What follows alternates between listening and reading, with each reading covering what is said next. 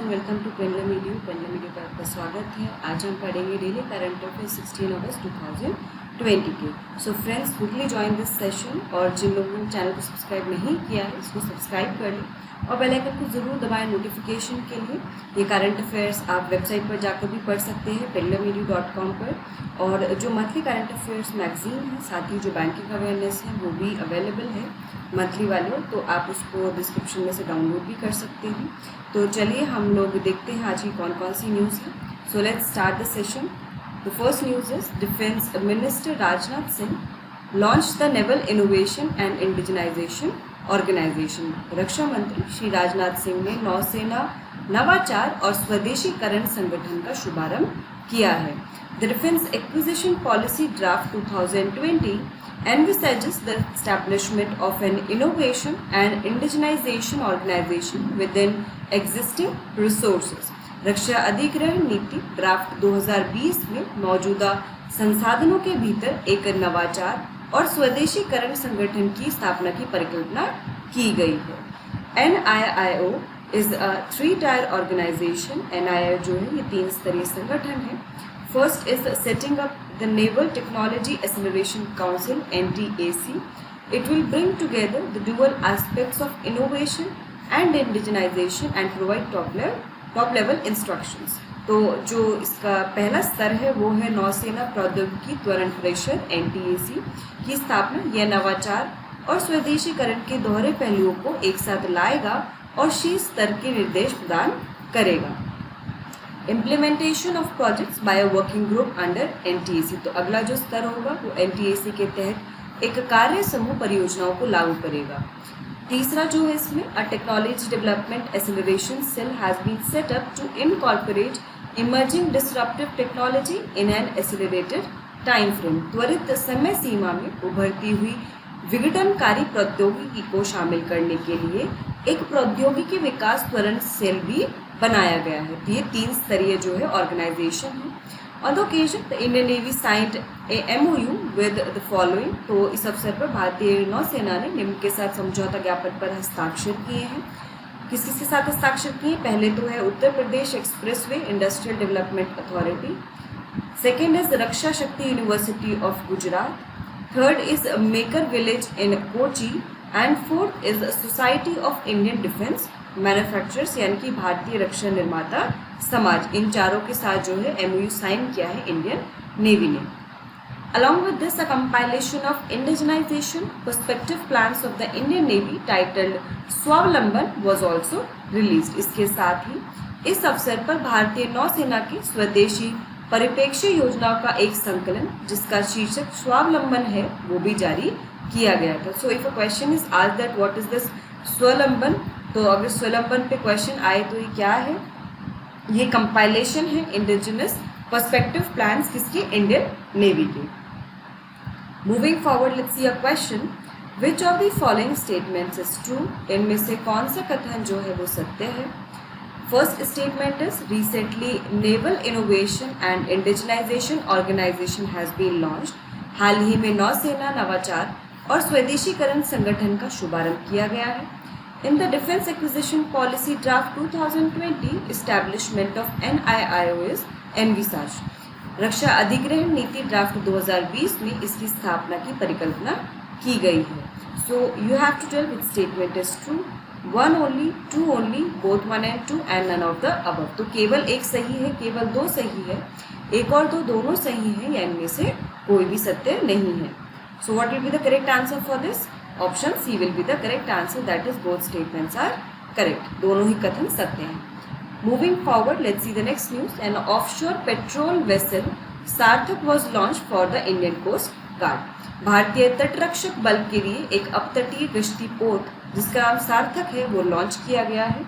This was launched at Goa shipyard limited. इसे Goa shipyard limited में launch किया गया।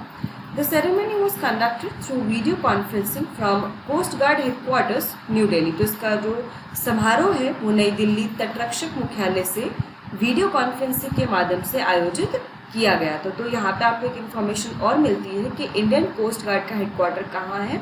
न्यू दिल्ली में है। Sarthak ranks fourth in the series of 5 OPVs deployed by the Coast Guard to increase maritime security. समुद्री सुरक्षा बढ़ाने के लिए तटरक्षक द्वारा तैनात 5 OPV यानी कि जो ऑफशोर पेट्रोल वेसल्स हैं उनकी 5 की श्रृंखला में सार्थक जो है वो चौथे स्थान पर है. This Sarthak has been designed and manufactured indigenously by Goa Shipyard Limited under Make in India initiative. तो मेक इन इंडिया जो पहल है उसके अंतर्गत गोवा शिपयार्ड लिमिटेड द्वारा स्वदेशी रूप से डिजाइन और इसको निर्मित किया गया है. So if a question is asked that this offshore patrol vessel Sarthak this has been design and manufactured by which among the following, आपको लिस्ट में से जैसे दिया जाएगा तो उसका करेक्ट आंसर क्या हो जाएगा, गोवा शिपयार्ड लिमिटेड होगा. The ship is equipped with a state-of-the-art navigation and communication equipment, sensors and machinery. यह जहाज अत्याधुनिक नेविगेशन और संचार उपकरण, सेंसर और मशीनरी से सुसज्जित है.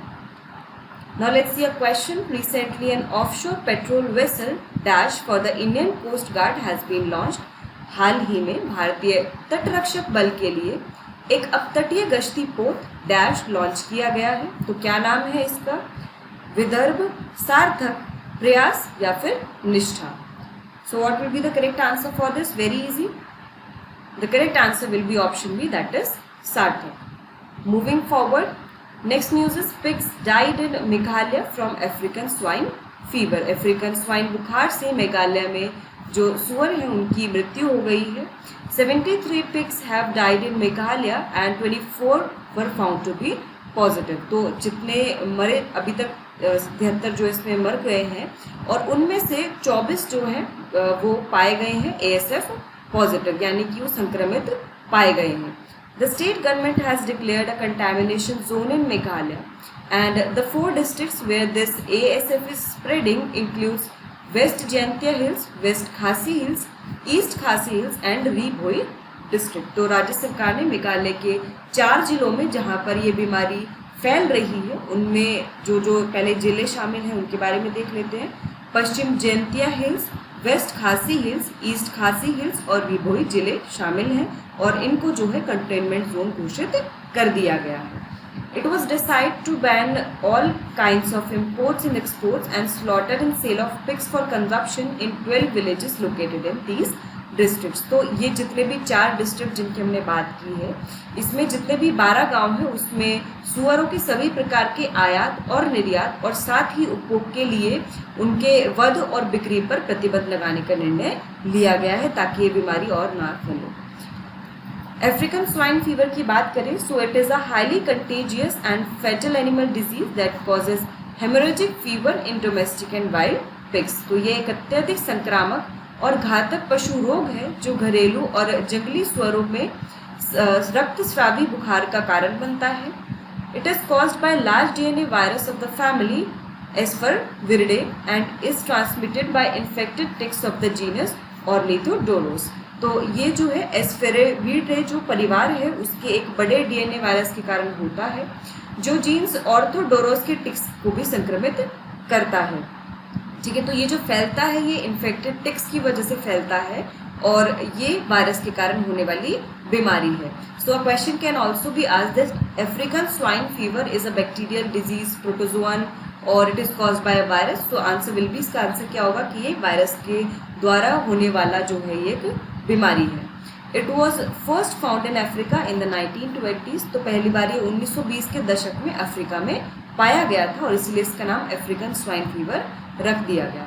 It has a mortality rate of almost 100% and currently has no cure. तो इसकी जो मृत्यु दर है वो लगभग 100% है और वर्तमान में इसका कोई इलाज नहीं है. तो हम समझ सकते हैं कितनी घातक बीमारी है क्योंकि इसका जो मोर्टालिटी रेट है वो लगभग 100% है यानी कि अगर कोई से संक्रमित हो जाता है तो वो नहीं बचेगा.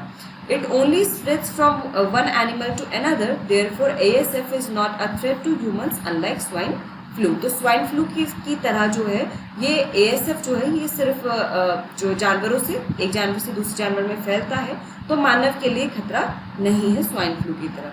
ठीक है, आगे चलते हैं. Let's see a question. What is not true with respect to African swine fever.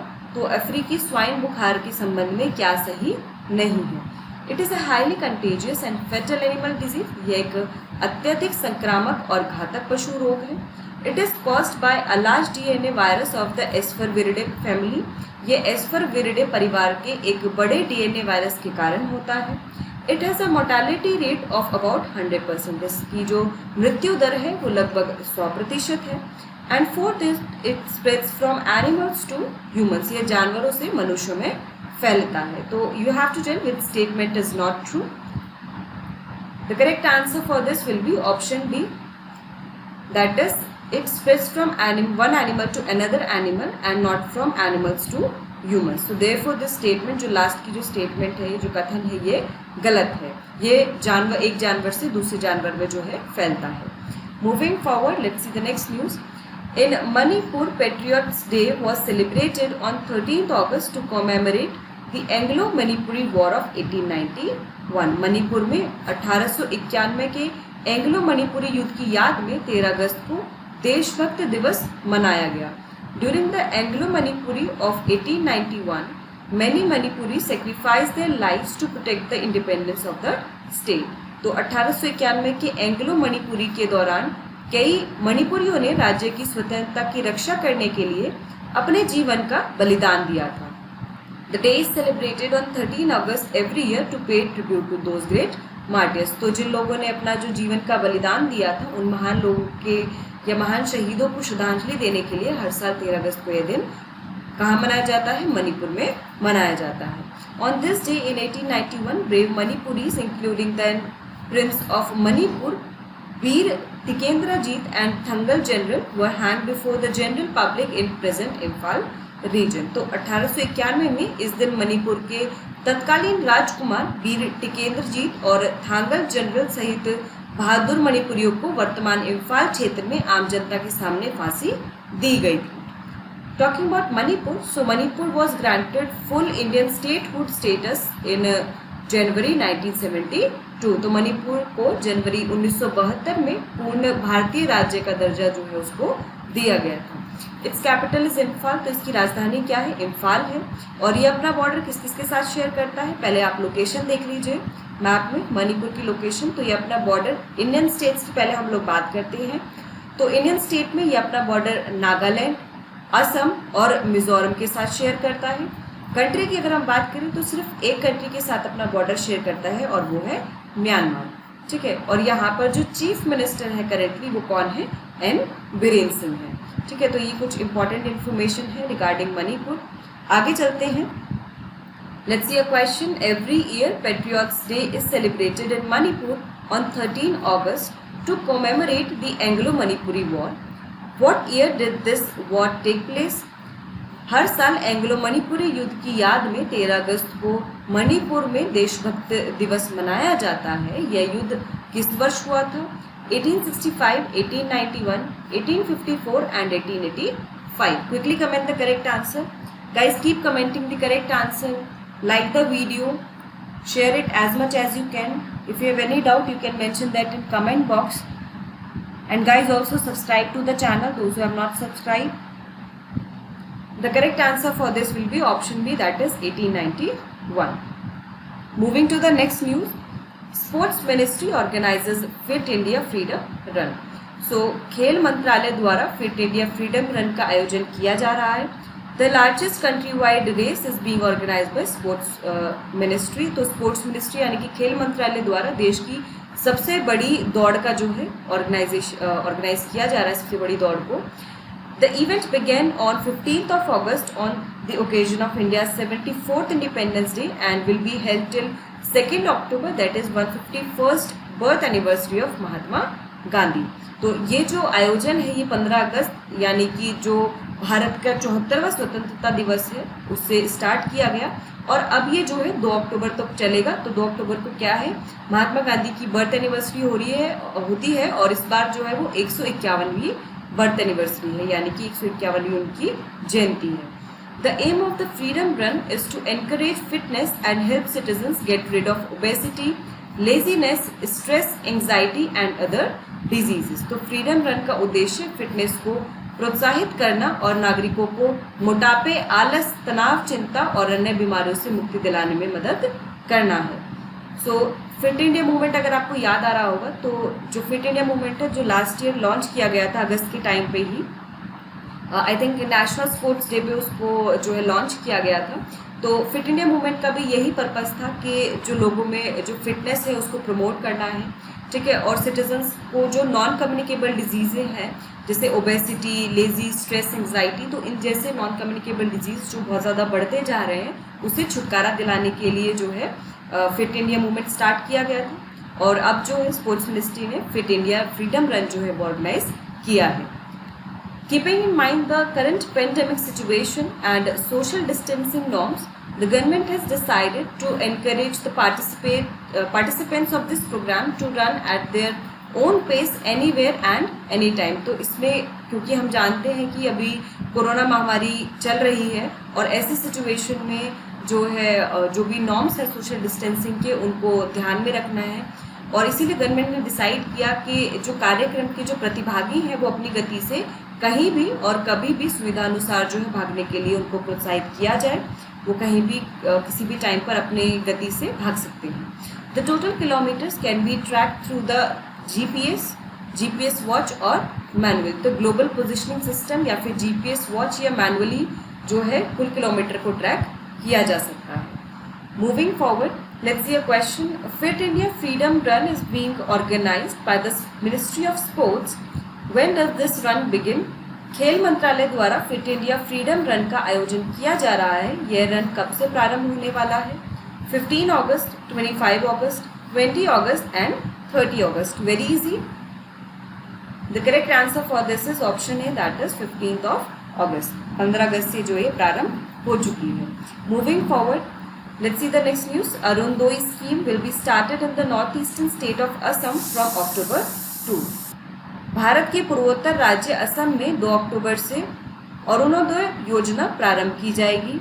The finance minister of Assam, Himanta Biswa Sharma, recently announced that Arundoi scheme will be launched in the state from 2 October. Assam राज्य के वित्त मंत्री हेमंता बिस्वा शर्मा ने हाल ही में घोषणा की कि 2 अक्टूबर से राज्य में अरुणोदय योजना जो है वो प्रारंभ की जाएगी। The scheme aims to provide financial assistance to about 17 lakh families. इस योजना का उद्देश्य लगभग 17 लाख परिवारों को वित्तीय सहायता उपलब्ध कराना है।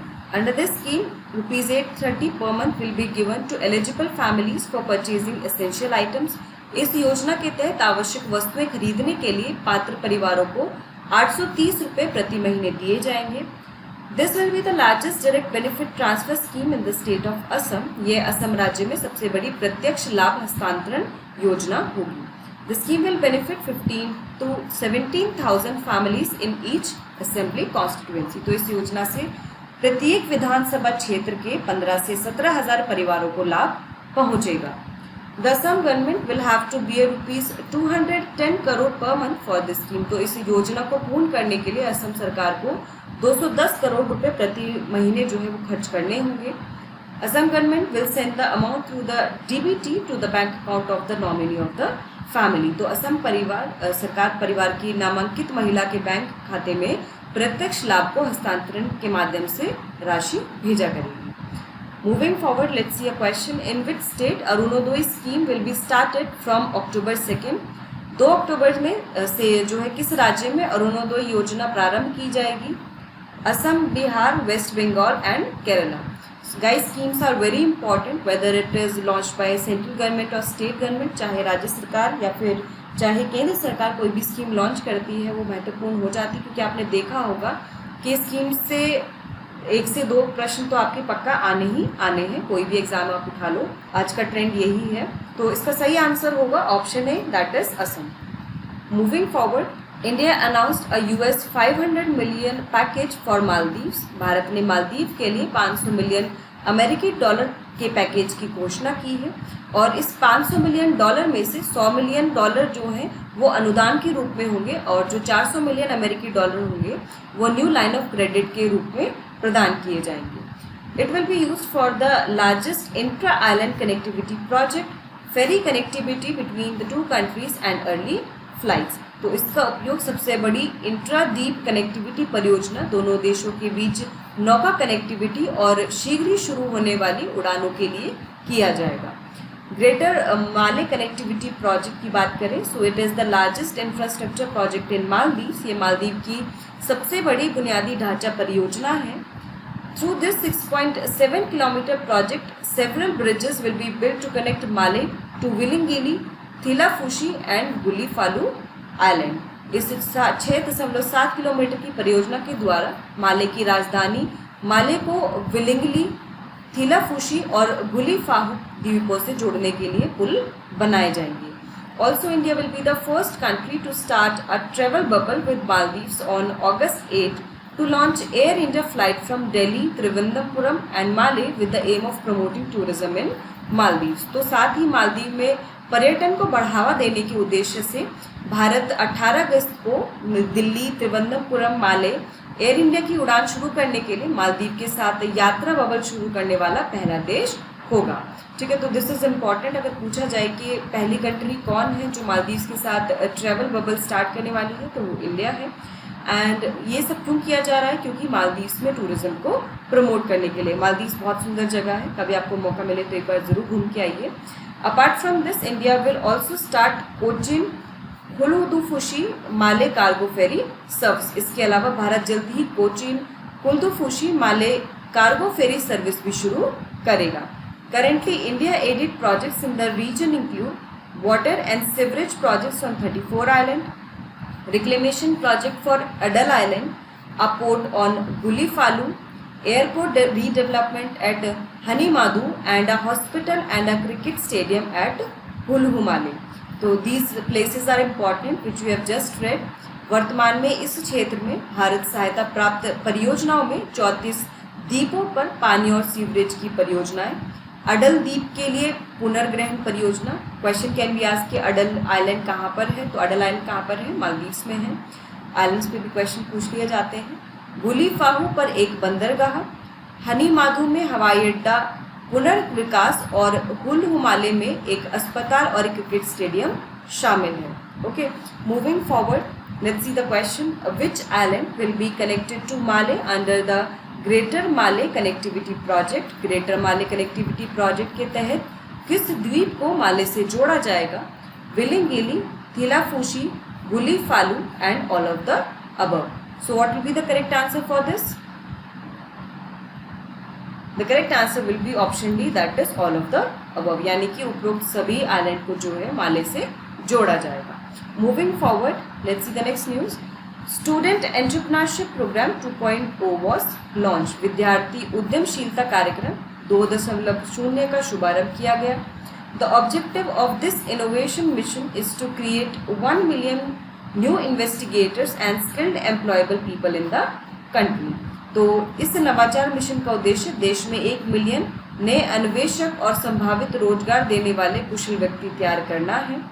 The program Atal Innovation Mission, an initiative of Niti Aayog, has launched this program for young innovators of Atal Tinkering Labs in partnership with Dell Technologies। तो ये जो कार्यक्रम है स्टूडेंट एंटरप्रेन्योरशिप प्रोग्राम 2.0, ये कार्यक्रम अटल नवाचार मिशन जो कि नीति आयोग की एक पहल है, उसके डेल टेक्नोलॉजी के साथ भागीदारी में जो इसको शुरू किया गया है।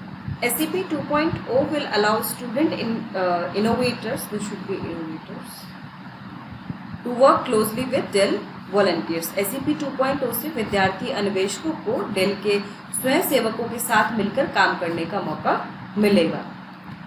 Dell Technologies is using innovative technologies to empower students so that they can develop the innovative mindset। Dell technologies विद्यार्थियों को सशक्त बनाने के लिए नवीन तकनीकी का उपयोग कर रही है, जिससे विद्यार्थियों में नवाचार की मानसिकता विकसित की जा सकेगी। And SEP 1.0 was launched in January 2019। तो जो इसका पहला वर्जन था SEP 1.0, इसको कब लॉन्च किया गया था? इसको जनवरी 2019 में लॉन्च किया गया था।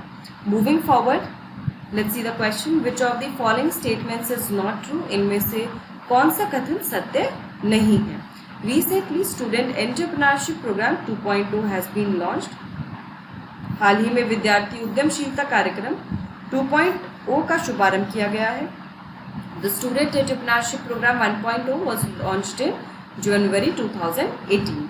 विद्यार्थी उद्यमशीलता कार्यक्रम 1.0 की शुरुआत जनवरी 2018 में हुई थी.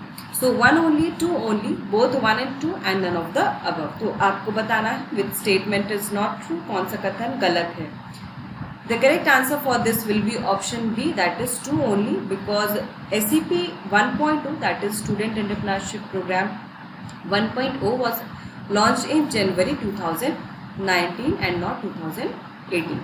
Moving forward, let's see the next news. Forest cover in Arunachal Pradesh threatens the existence of hornbill. Arunachal Pradesh में फॉरेस्ट कवर लॉस से हॉर्नबिल के अस्तित्व को खतरा है.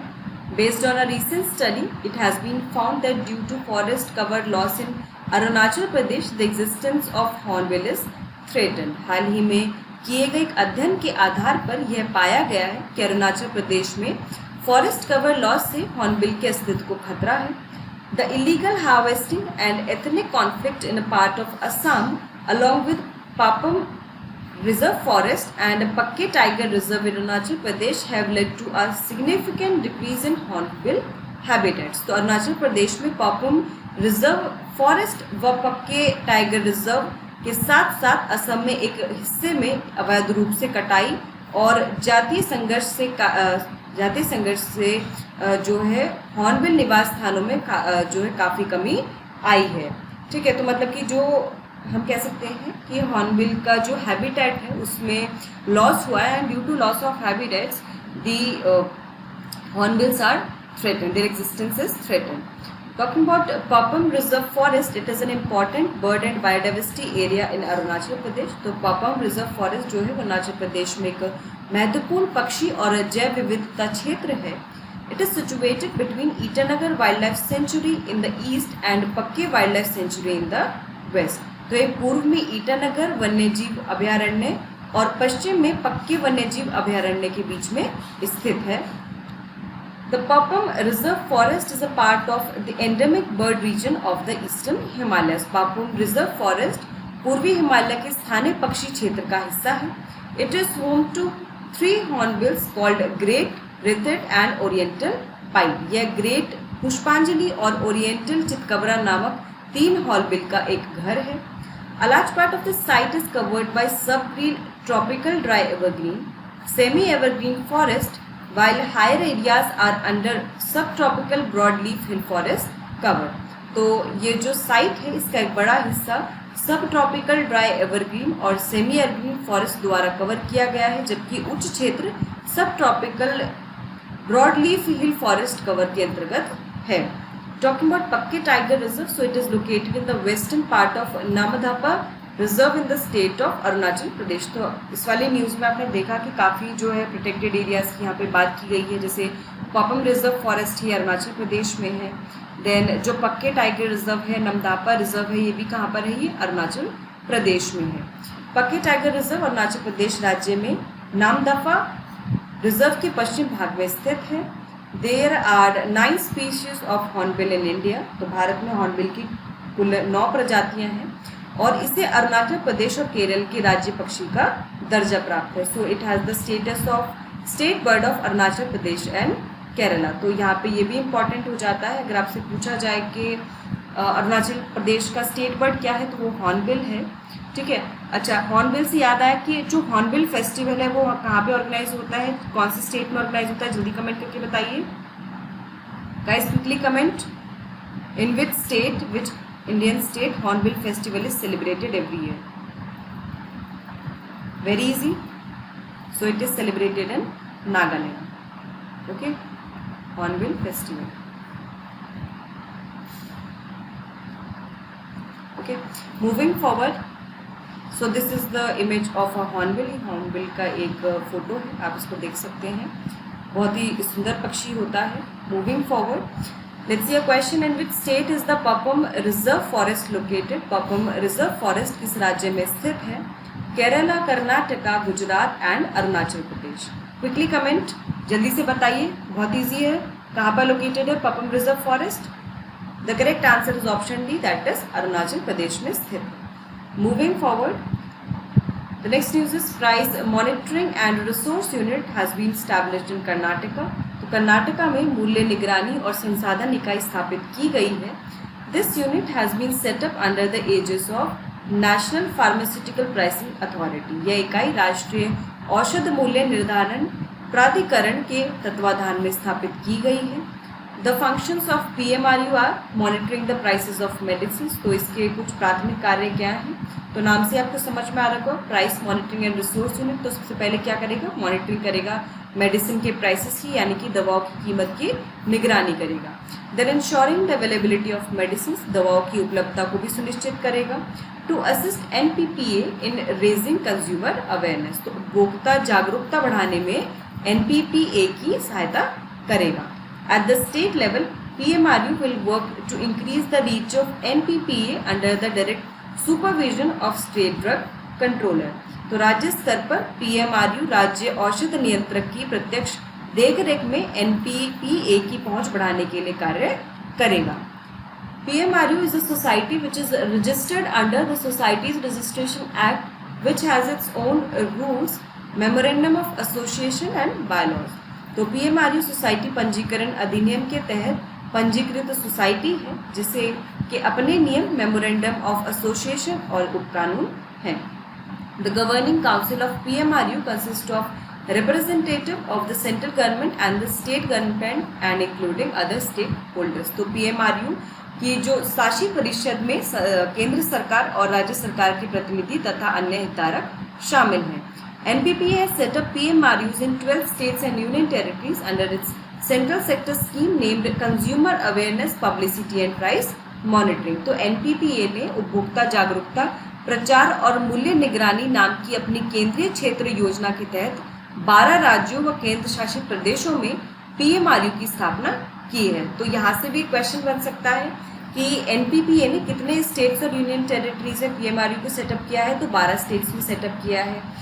और ये किसके अंतर्गत किया गया? एक सेंट्रल सेक्टर स्कीम है जिसका नाम है consumer awareness, publicity and price monitoring. और हाल ही में PMRU कहाँ पे सेटअप किया गया है? कर्नाटक में सेटअप किया गया है। Moving forward, let's see a question, which of the following statement is not true? इनमें से कौन सा कथन सत्य नहीं है? Recently, a price monitoring and processing, this should be resource unit.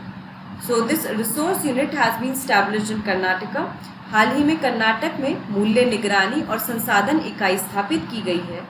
Second is its primary function is to monitor the prices of medicine. तो इसका प्राथमिक कार्य दवाओं की कीमतों की निगरानी करना है। So you have to tell which statement is not correct. One only, two only, both one and two, and none of the above. Very easy, quickly comment the correct answer. कौन सी यहाँ पे जो कथन है वो गलत है? So the correct answer will be option D, that is none of the above. क्योंकि दोनों ही स्टेटमेंट करेक्ट हैं तो इसीलिए कोई भी गलत नहीं है, तो इसका आंसर ऑप्शन डी होगा। तो फ्रेंड्स, हमने यहाँ पे डेली करंट अफेयर 16 अगस्त के पढ़ लिए हैं, साथ ही से जुड़े प्रश्न भी देख लिए हैं। एंड आपको ये सेशन कैसा लगा? अच्छा लगा हो तो इसे लाइक करें, शेयर करें और हमारे चैनल को सब्सक्राइब करें। आप हमें टेलीग्राम पे भी ज्वाइन कर सकते हैं, वहाँ पे स्टडी मटेरियल अवेलेबल है आपकी प्रिपरेशन के लिए। यूँ ही हमारे साथ जुड़े रहिए, डेली करंट अफेयर्स फॉलो करते रहिए। All the best, thank you so much.